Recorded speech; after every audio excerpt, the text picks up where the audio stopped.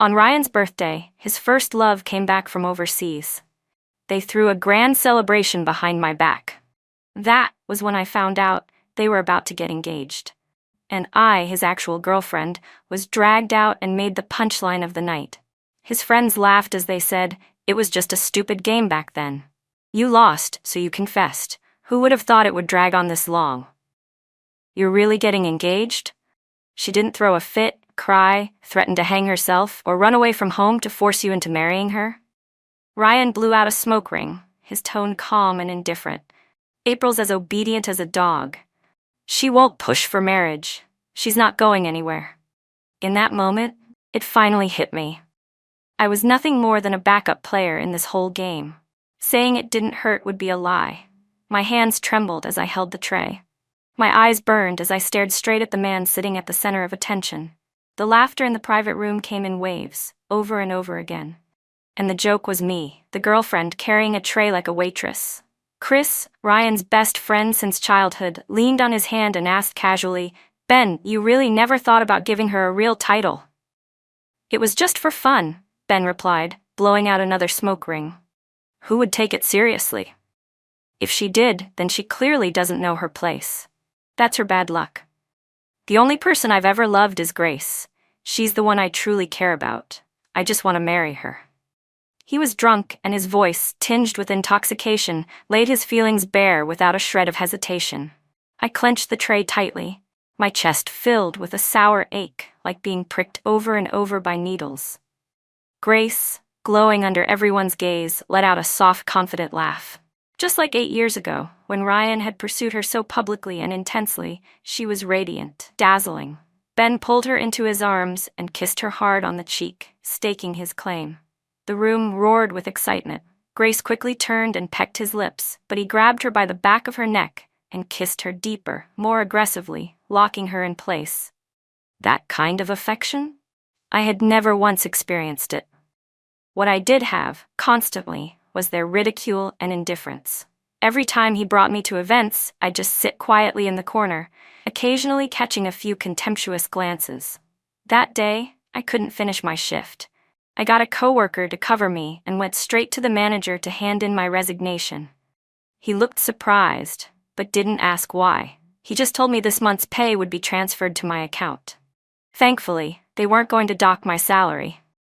After crunching the numbers, I realized I finally had enough to pay back the money I owed Ryan. After 8 years, I was finally waking up from this dream. It wasn't until I stepped outside that I realized I was bleeding. Then I suddenly remembered the day we first got together. It had snowed then too. At the mixer, everyone had been watching as Ben walked toward me, holding a huge bouquet of roses. His tone was sincere. "I like you. Will you be my girlfriend?" I panicked. My face burned. I wanted to say no, but the words stuck in my throat. I couldn't speak. So he shoved the roses into my arms and sat beside me. He quickly figured out that every time he called me girlfriend, my ears would turn red. So he leaned into it, calling me that over and over. "Girlfriend, what do you want to eat? Girlfriend, what do you want to drink? Girlfriend, what do you like?" By the time we left, it was snowing heavily. He wrapped his scarf around my neck with such care. Those deep, affectionate eyes of his were filled with tenderness. "Girlfriend, I can't let you catch a cold." Turns out, our entire relationship had started as a joke, just a game he lost. I was the last to know. And now, all I felt was cold, deep into my bones. He kept calling me girlfriend because he didn't even remember my name. What he didn't know was that this was the 11th year I had loved him. That night, when Ryan came home, he was holding a giant bouquet of roses and a necklace box. He looked so happy, and he put the necklace around my neck himself. I smoothed down my hair. When I saw it in the jewelry store today, I knew right away it was perfect for you, baby, Ryan said. Unlike the joy I used to feel, this time my thoughts ran elsewhere. Did he go to the jewelry store because of his engagement to Grace? Did he need gold for that too? When he bought this, did he suddenly remember the fool beside him and feel a hint of guilt? I suddenly remembered the first time he gave me a necklace. It cost $200,000. When I heard the price, I jumped up and quickly took it off, placing it back in his palm. I can't accept this, it's too expensive. but Ben pressed me down into the chair and put it back around my neck with a bright smile. My April deserves the very best in the world. No matter how expensive it is, you're worth it. I turned my hand to hold his and looked up, staring into his eyes. My reflection was mirrored in his dark pupils, full of an unusual tenderness. Ben, is there something you want to tell me? He stiffened slightly, and for a moment I could sense his unease, but then he leaned down and gently kissed my forehead. Of course, I love you the most. The next second, his phone rang loudly. Ben hesitated, frowned, and silenced the call. It rang again right away. He hung up once more annoyed this time. The third time, he faltered. Go ahead and answer it, I said, fingering the necklace. What if it's important? He glanced at me quickly, then picked up. He walked away fast, but not fast enough. I still heard the familiar voice of a woman on the other end. When he came back, his brows were tightly furrowed, but his expression toward me was still the same open tenderness. My parents want to send me on a business trip, he said. Where to? I asked, my voice calm, though my chest throbbed with a deep, stabbing pain. Tokyo, he answered. Everyone thought I met Ryan for the first time in college. That wasn't true. I first saw him back in 10th grade. At that time I wore thick black-rimmed glasses and had heavy bangs that covered my forehead. My face was full of acne and I blended into the crowd. My mom sold vegetables. Sometimes her clothes carried the smell of fish and I'd end up with it too. Teenage boys loved to mock that sort of thing. They'd call me names, ugly girl, eel girl.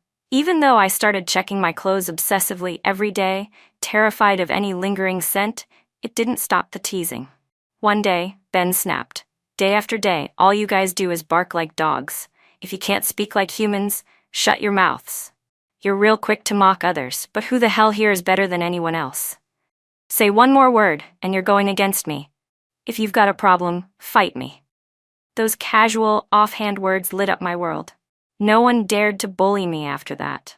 I made it through high school peacefully, quietly watching Ben and Grace's passionate 3-year-long relationship unfold. In our final year, I took off my glasses, cut my bangs, and my acne cleared up. I mustered all my courage, held up my phone, and asked Ben for a photo together. He hesitated, glancing toward the distance. That's when I noticed Grace. She was standing beneath a tree in a white dress, eyes red from crying. I wanted to back out of the photo and remind him, your girlfriend's crying. But he suddenly threw his arm over my shoulder, smiled, and snapped the picture. That was the first time I became a tool for their petty fight. And the first time I realized they'd broken up. When I told my dad, he was furious. His face turned red as he asked me why I'd applied to a college all the way in Jingxi. Before I filled out my application, I'd promised him I'd stay local. But now, even my niece wanted to go to Jingxi. He pulled out our photo and showed me the little red heart he'd drawn on the back. This is our fault. Your mom and I spoiled you too much. Kids like him, from rich families, they'll never truly love someone like you. My mom tried to make me apologize, to bow my head and admit I was wrong, but I wiped away my tears and refused.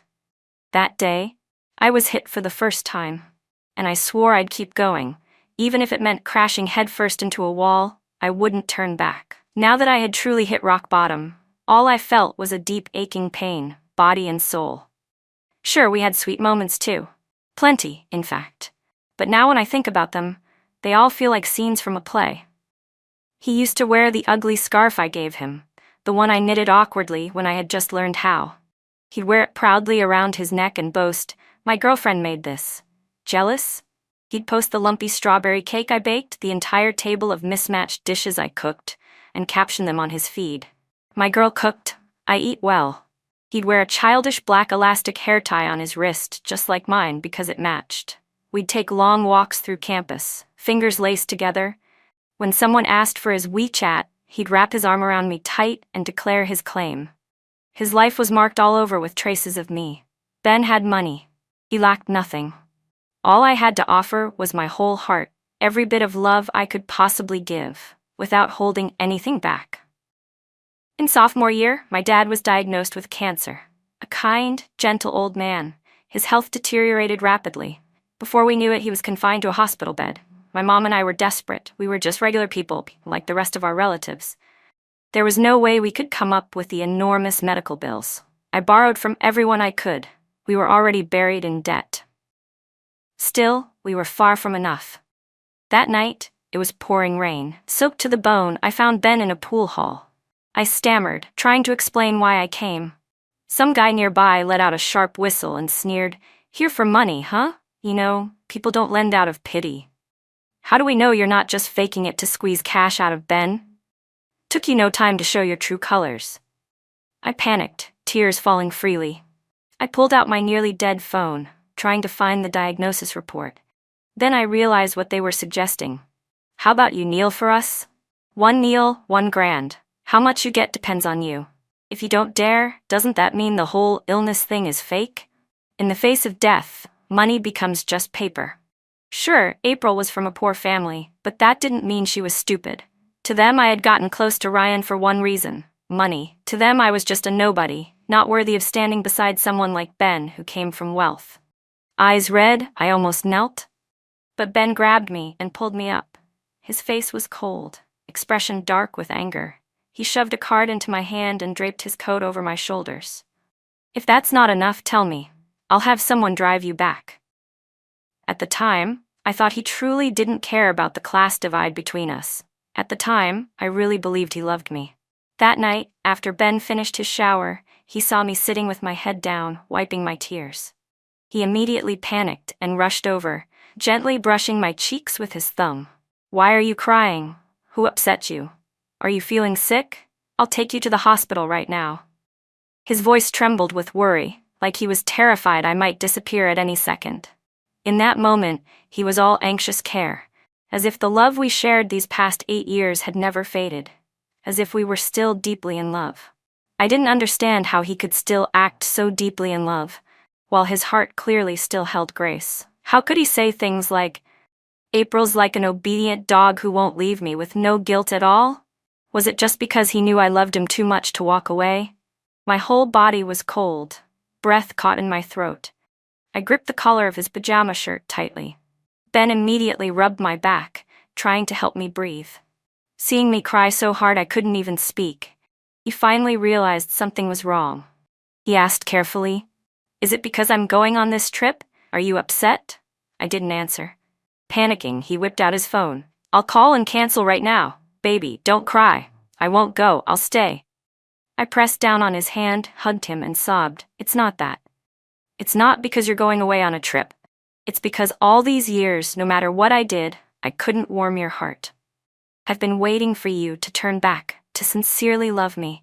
I've been waiting for you to like me the way you used to like Grace. But it's been 8 years, and I'm still just the backup in this game." That night, I cried in his arms, pouring out everything I'd held in. Ben, flustered and overwhelmed, held me tighter. That sharp ache in his chest told him something was slipping from his grasp. The next morning, I still saw him off for his trip. At the front door, he hugged me and gave me a gentle kiss. "When I get back, I'll bring you a gift. Just send me a message on WeChat if there's something you want, okay? And no crying while I'm away. Don't let your eyes get all puffy. If you miss me, just call me." His sweet, doting words didn't reach me.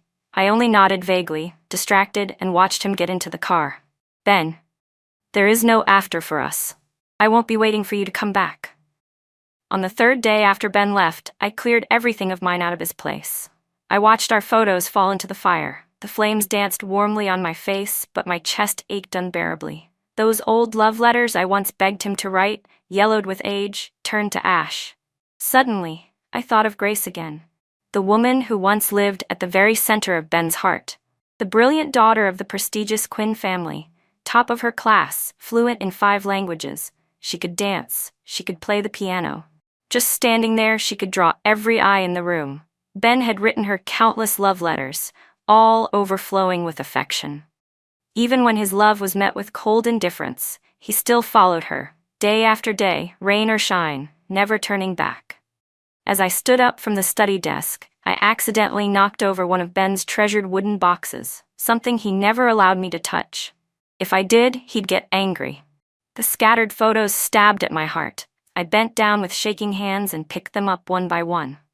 Every single photo was of the 2 of them, Ben and Grace.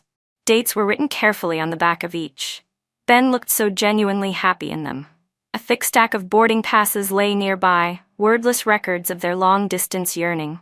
No wonder he went abroad every year without fail. Even when we had plans during those days, he never hesitated to cancel them. I used to tease him, saying some beauty overseas must have stolen his heart. Now, I knew it wasn't a joke.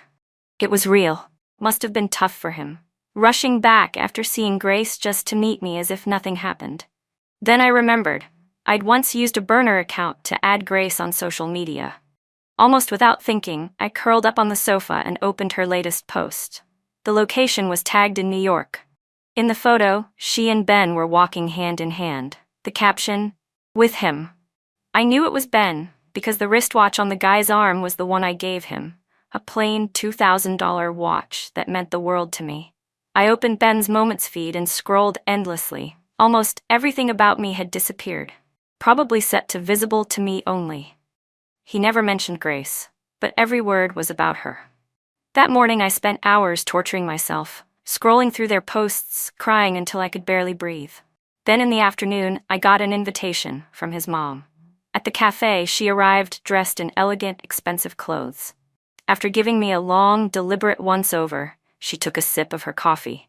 "How much would it take for you to leave my son?" Straight to the point. "You two are from different worlds," she continued. "You won't be happy together." I lowered my eyes to the bank card she pushed toward me. If this had happened years ago, I would have felt humiliated. I would have screamed that love could conquer all. But I wasn't 17 anymore. I was 27. I let out a soft laugh and pushed the card back. Luckily, before I came, I'd gathered the courage I needed. I pulled out my own card from my bag and slid it across the table. "Ma'am, this is the money Ben lent me when my dad was sick. I've included the interest. Please help me return it to him. I know he's getting engaged. Please wish him a happy marriage for me." Ben's mom looked at me in silence, then sighed deeply and took the card. That night, as if we were still connected by some invisible thread, Ben called me. He went on, chatting about the little frustrations of work, complaining about his unreasonable boss. I stood by the window, listening quietly as snow fell outside. On impulse, I asked, "Is the snow heavy in New York?" Ben didn't catch on. He laughed. "Yeah, it's coming down pretty hard." "What about Jingxi?" I asked, my heart beating slower, heavier. My voice was steady now, calm. I let out a soft laugh. "Aren't you supposed to be in Tokyo?" There was a long silence on the other end. Only the sound of heavy breathing remained. Ben suddenly sounded anxious. "No, April, listen to me. Let's break up," I said, cutting him off. "Ben," I added quietly, "I don't love you anymore." I hung up before he could say another word. Right after, video call requests started popping up one after another, flooding my screen. My WeChat inbox exploded with messages. "What's with the attitude? What did I do wrong this time? Pick up. Don't block me," I replied with a single sentence. "Let's end things peacefully." Then I deleted and blocked him without hesitation. It was only by doing that, by being the one to end it, that I felt like I had finally won something in this game I was always meant to lose. That night I had a rare, gentle dream. In it, I got everything I ever wanted. I walked down the aisle in a pure white wedding dress, holding onto my father's arm, heading toward Ben. He stood at the altar in a black tuxedo, dark and striking. My heartbeat pounded like drums in my chest as I told myself I was finally marrying the boy I'd dreamed of at 16. My dad's eyes were red as he placed my hand into Ben's. "Take good care of her," he said. "I will," Ben promised. "I'll never let her down in this lifetime." When I woke up, my pillow was soaked with tears. The next day, I was getting ready to go downstairs and grab some breakfast. But as soon as I opened the door, I saw a familiar figure. Ben, sitting outside my apartment, smoking. The ground around him was littered with cigarette butts. He never smoked unless he was deeply troubled. Shouldn't he be happy? He finally shook me off. He could marry the woman he really loved. When he saw me open the door, he turned and shoved a warm breakfast into my arms, pushing me back inside with overwhelming force. "Why'd you break up with me?" he asked, his eyes bloodshot, rings dark beneath them. He looked utterly exhausted. I looked him in the eyes, "Because I don't love you anymore." For the first time, Ben seemed stunned. The sweet, obedient girl he used to know was now standing before him like a wildcat, bearing her claws. He'd waited at the airport all night, even paid extra to buy someone else's ticket so he could rush back. Now, he didn't want to hear any of it. Suddenly, Ben grabbed my chin, forced me still, and bit my lip, hard. Only when it started bleeding did he finally let go. He licked the blood off the corner of his mouth and scoffed. "Don't love me?" he said, and shoved me down onto the sofa. His hand slid under my shirt. I instinctively tried to push him away, but he wouldn't budge. I kicked and thrashed, but he held firm. "You say you don't love me, but your body's saying something else," he sneered. He was humiliating me, his cold fingers sliding across my skin. "Get off me, Ben," I shouted, tears streaming down my face, stinging with pain and shame. That moment jolted him back. He sprang off me as if burned. "I'm sorry, April, I don't love you anymore," I said again, slowly and clearly. "You don't get to treat me like this just because I used to love you." It sounded ridiculous, even to my own ears. Weak, pathetic. Because of course he could treat me this way. He never loved me. For 11 years I had chased after him, loved him in silence, handed him my heart wrapped in thorns. No matter how much it hurt, I convinced myself it was worth it. This loud, messy, one-sided love had always been mine alone. Ben took a step back. His voice softened. "Baby, don't do this to me. It's not fair." He reached for a cigarette, but then dropped it, letting it fall to the floor. Truthfully, I never expected that. When I finally let go and walked away, he'd come running after me without hesitation. Seeing me remain still, not reacting, he let out a breath of laughter, laced with bitterness. He crushed the cigarette under his foot.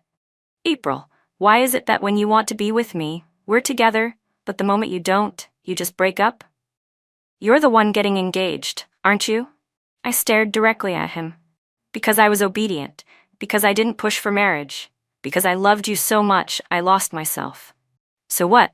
That means I'll never leave you? That I'm supposed to be okay being your second choice? To throw away my dignity and be your mistress?" Ben froze. His hand hovered in midair, as if he wanted to touch me, but pulled back at the last second. My voice came out dry and hoarse. "How did you know?" I asked. "Which loudmouth couldn't keep their mouth shut in front of you?" Ben, flustered and angry, lunged forward to grab my hand. "Listen to me." I stood where I was, willing to hear his explanation. But all he could do was stammer. Nothing came out that made any real sense, because the truth was, the engagement was real. "I've always known," I said with a bitter smile. "I've always known. That's why it's always hurt so much." Ben pressed his lips together, then grabbed my arm. "I don't have to marry her," he said. "We're just like friends now." "Oh, so friends kiss now?" I snapped. "So you won't marry her, but you'll marry me, the loyal little dog? Then what, still keep your first love warm on the side?" I didn't even know when it happened, when Ben had become so utterly rotten. He stared at me intensely, but my eyes had shifted to his ring finger. He was wearing a simple band, engraved with the initials JPU. I had begged him so many times to get matching rings. He always said, "It's not the right time." Now, seeing me staring at it, he quickly slipped it off. "This, my mom gave it to me. I just wore it out of habit." "It's not what you think. I wasn't trying to. I was drunk. I said dumb things I didn't mean. I never saw you that way. I just thought you were too good, too obedient. I only feel friendly toward Grace now." He started rambling. "Our families have been close for generations. We dated once. That's all.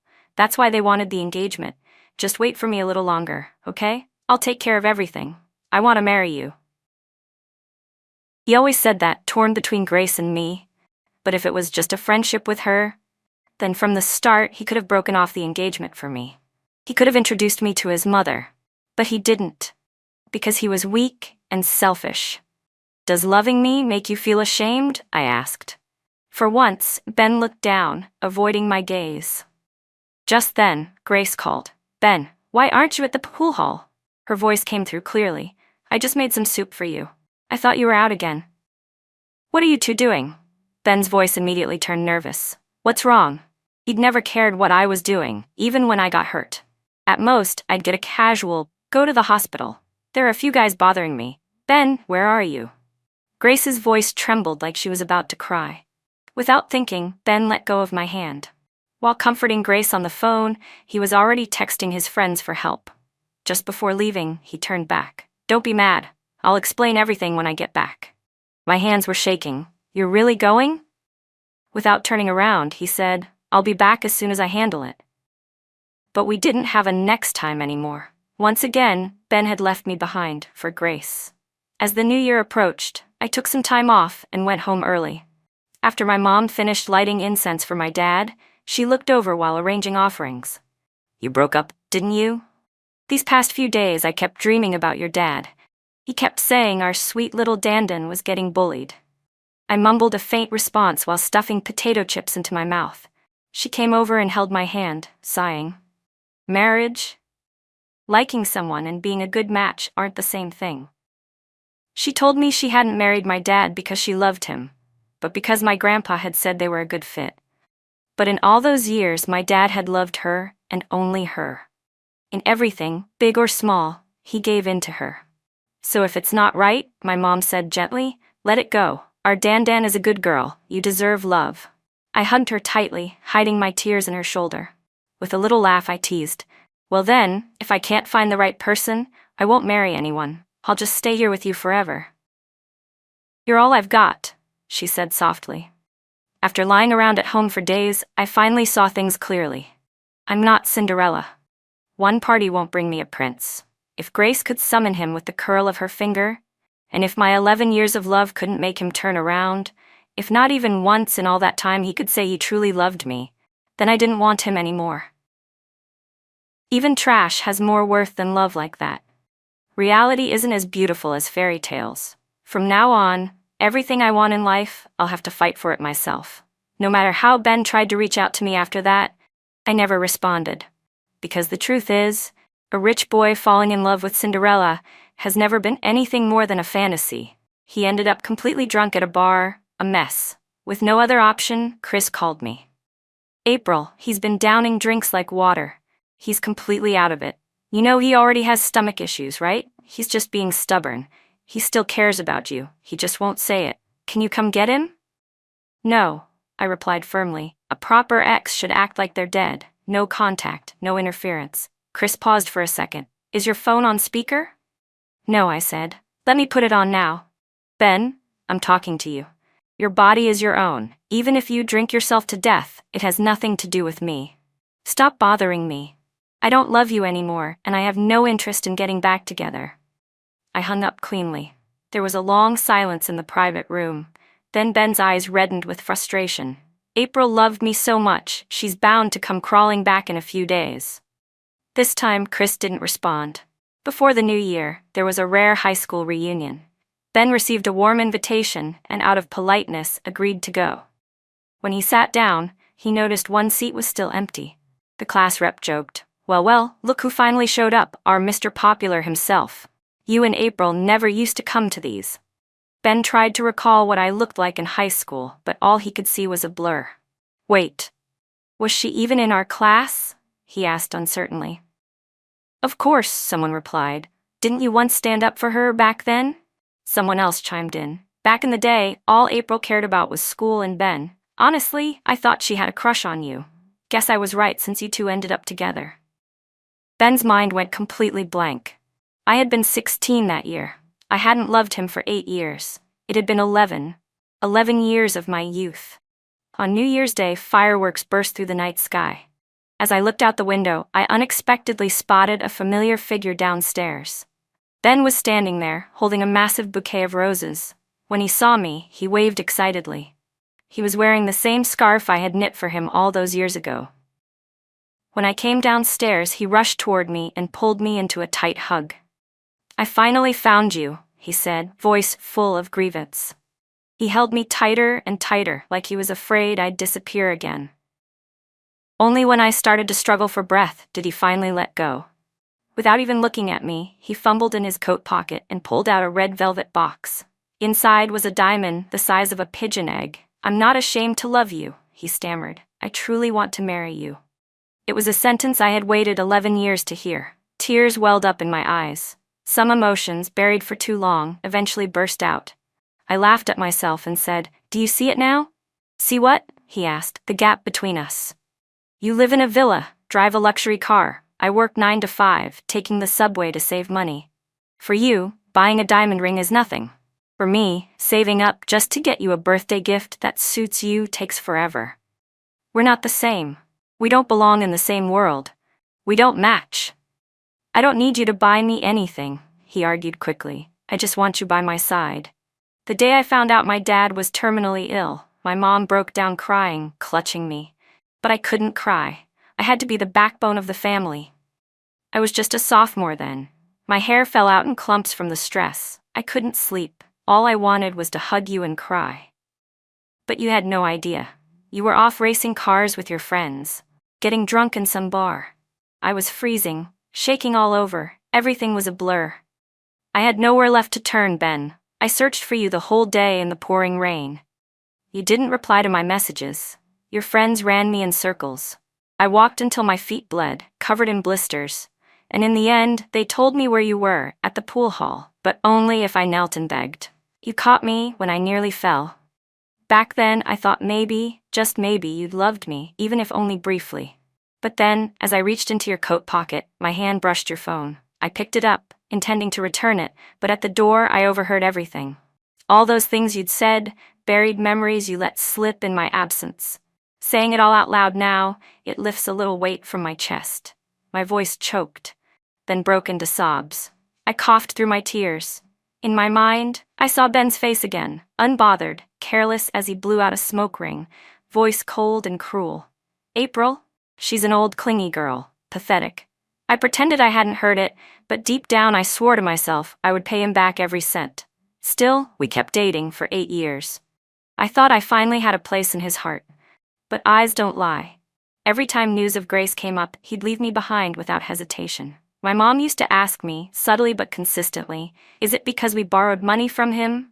Do his family hate us for being poor? She wondered if our background made them look down on me, if our status was too shameful to mention. For 3 months we didn't speak. He was traveling overseas with Grace, and I was working myself to the bone, 4 part-time jobs a day, sleeping only 4 hours a night, just to pay him back. I knew he didn't need the money. The spare change slipping through his fingers could support me for years.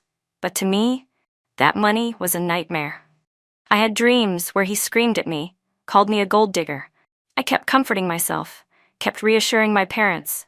I've liked him for a long time, he's good to me, he's never treated me badly. April. Ben's eyes were so red they looked raw, like the snowstorm outside had blinded him. It took him a moment to realize what he had just heard. Bookmark. Go back. His body started shaking. He collapsed in despair. No, please don't say any more. I never meant to. I didn't know you were there. I saw his hand shaking as he held the velvet ring box. I gently closed the lid. That thing I'd once dreamed about, wanted more than anything, meant nothing to me now. You said you wanted to marry me. I waited so long for those words. All these years I was waiting for you to turn around and see me. Waiting for you to truly love me. But I forgot, this was all just a game to you, to all of you. I was never one of the real players, just a substitute piece. Ben, I said, I don't need you. I never did. Let's just end this cleanly. He stood frozen, pale as paper, unable to speak. He clung to my hand, unwilling to let go, tears falling one by one into my palm. He had so much to say, yet all of it caught in his throat. Not a single word came out. I hesitated for a second. Then slowly, finger by finger, I pried his hand off mine, pushed him away, and turned to go upstairs. Ben stayed rooted where he was, overwhelmed and broken. He crouched down, covered his face, and sobbed uncontrollably. On the morning of New Year's Day, I had just crawled out from under the blankets when I saw him, sitting on the couch, wrapped in a thick quilt, drinking hot water. His lips were pale, his face ashen, his body trembling uncontrollably. My mom pulled me into the kitchen and whispered, I ran into him this morning while taking out the trash. He was downstairs all night, swaying like he might collapse. I was scared he'd pass out in front of the building, so I brought him inside. After all, he did help save your father's life once. When Ben saw me, he stood up awkwardly, clearly unsure of what to do. His eyes turned red instantly. Happy New Year, April, he said, his voice soft and unsure. I nodded perfunctorily. Happy New Year. If you're feeling better, please leave. I don't want to see you again. You're really this heartless? He asked, desperate, clutching my wrist tightly. When I didn't respond, he continued in a hoarse voice, "I don't love Grace anymore." His voice was tight with tension. "I'm already in love with you," he said. But I never wanted to be anyone's backup. I'd hesitated so many times before, looked up hoping someone would finally see me, but no one ever did. The truth was, I didn't love him anymore. When I didn't respond, he asked cautiously, almost like he couldn't bear to hear the answer. Ben had spent the whole night downstairs, thinking, waiting. If it were anyone else, maybe he would have broken down completely. But in his heart, he still believed I was the kind of girl with pride, someone who had simply bowed her head and bent her back for love. He was wrong. I didn't love him. My answer was firm. This life is only so long, and I'd already fallen once. I wasn't going to throw myself in again just to end up shattered. I had already lost my dignity. What right did I have to talk about love? That day, Ben left in disappointment. After that, I never saw him again. When the new year ended, I was transferred to the overseas branch for training. My days were busy, fulfilling. Occasionally I would catch glimpses of Ben from afar. He always kept his distance, never approached. At 30, my mother had grown older. She missed me, and always hoped I'd come home more often. So I applied to be transferred back. That way, I could work and take care of her at the same time. She kept hoping I'd find someone, gently encouraging me to go on blind dates. I brushed her off, saying my career wasn't stable yet. Eventually, I was promoted to general manager. And during a business negotiation with the Jan Group, I saw Ben again. He wasn't the reckless young man from my 20s anymore. He'd grown up, matured. The Jiang family was thriving. Whenever we ran into each other, Ben would bring up the past, but the past had nothing to do with me anymore. "I've let it go," I told him. He nodded. "Okay." At 35, I met my husband. He treated me well, surprises every day, eyes full of nothing but me. The night before our wedding, I visited my father's grave alone. I poured his favorite wine. "Dad," I said softly, "I'm getting married tomorrow, not to the boy I once loved when I was young. I met him at work. He and his family are kind to Mom and me. I just wanted to have a little chat with you. Next time, I'll bring him here to meet you." The wind rustled the leaves in the trees above me, like he was answering me back. On my wedding day, I spotted Ben in the crowd. He was crying so hard he could barely breathe. A bit dazed, a bit lost. But my life had already moved on. The one I loved was separated from me by mountains and seas. And mountains and seas cannot be crossed. From Ben's perspective, extra. It was true. I first got together with April because of a silly college party game. Everyone at the mixer had been all over me, except for her. She sat quietly in the corner, like she didn't care at all. That's what made her stand out. That's why I picked her. I didn't expect that just hearing the word girlfriend would make her ears turn red. It was cute. I couldn't help but tease her. Later, I learned she was brilliant. Not just a scholarship winner every year, but student council president too. She had a light in her that drew people in. I was always a selfish, careless guy, but I still stayed with her for 8 years. I never realized she had become part of my life until it was too late. I always thought I had time, that my world shouldn't be limited to just one person. Then she said she didn't love me anymore. I smoked all night at the airport, rushed back to see her. When I saw her again, rage exploded inside me. I grabbed her, pulled at her clothes. She cried, eyes swollen red and puffy. She looked terrible, but my heart softened. I shouldn't have treated her that way. She told me I had no right to hurt her just because she once loved me. But then Grace called, saying someone was harassing her. I was worried, so I left, telling April I'd explain everything when I got back. She asked me to stay. I didn't turn around, but I forgot. Disappointment doesn't come all at once. It builds up, piece by piece. By then, there really was no more us. After another failed conversation, I walked away bitterly. I told myself, April loves me so much she'll come back eventually. But he never lowered his pride again. At another class reunion, someone brought up the ugly fish-selling girl, and only then did it truly hit me. We had known each other far longer than I remembered. Someone said April had liked me even back then. That in her eyes, besides school, there was only me. I did the math, 11 years of youth, and all of it she had given to me. Later, when my mom handed me back the bank card, I couldn't shake the guilt in my chest. I regretted everything. On New Year's Eve, I went to find her. I told her I truly wanted to marry her, I had even bought a large diamond ring, ready to propose. But she looked at me and said softly, "This isn't what I want anymore." That was when I realized her eyes no longer held any love for me. She told me all about the past, about everything she'd been through. And as I listened, every word felt like another shard of ice embedding in my skin. I couldn't even speak through the tears. I stood outside her place all night, and in the morning, her mother found me and let me in. I begged her, "Is there really no chance left for us?" She said, "There isn't." As I was leaving, I overheard her speaking to her mom. "Loving someone for too long only adds up to disappointment," she said. "I'm human too. I have dignity. I can't give that up just to marry him." On New Year's Day, I sat in my car outside her building, watching the light in her window flicker from dark to bright and back to dark again. After she broke up with me, I drifted through life aimlessly until I finally understood how I felt. I ended my engagement with Grace. We were too alike, two people with strong tempers, never truly compatible. Later, she found someone else, someone from her world, someone who treated her well. She was happy, deeply loved. For a long time after that, I regretted taking April's love for granted. When we got back together, I had been greedy, trying to hold on to her while still chasing the rush of a first love. As I got older, the people around me began getting married. They encouraged me to start over, to open my heart again. But all I could think was, how did she survive those 11 years? Round and round we went. And somehow, I ended up the last person in our circle still alone. Later, she went abroad. I often adjusted my schedule just to fly out and see her, watch from afar without ever disturbing her. I didn't dare. I was the one who hurt her. All I could do now was look at her from a distance. At 30, April was promoted. She rose from department head to general manager. No one dared mock her as the ugly fish girl anymore. They addressed her with respect. President Chen.